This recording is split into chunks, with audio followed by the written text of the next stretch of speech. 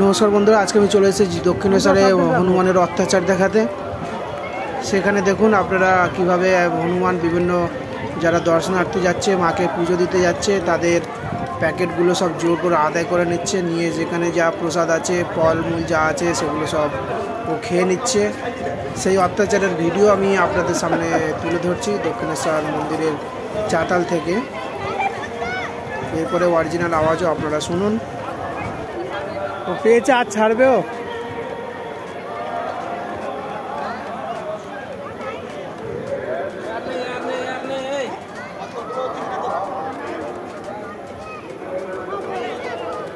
যা, good luck.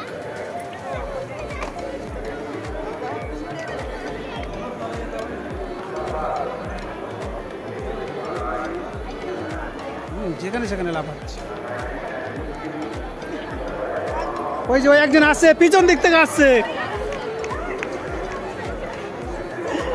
ওই ওই লেবুটা দিয়ে দিল, ওকে লেবুটা।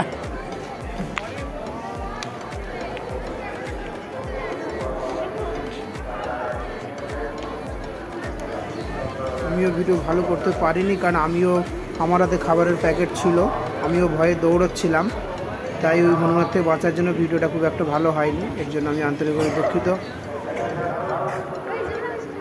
ফুল যা পাচ্ছে সব খেয়ে, এখন আপন মনেও একা খেয়ে চলেছে। এদিকে সব যে যার ছবি তুলতে ব্যস্ত।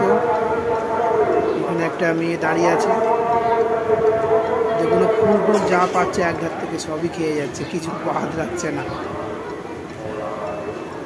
যাই হোক, মানে ব্যাপারটা খুব ভালো লেগেছে, তাই ক্যামেরাবন্দি করলাম, করে আপনাদের উদ্দেশ্যে শেয়ার করলাম।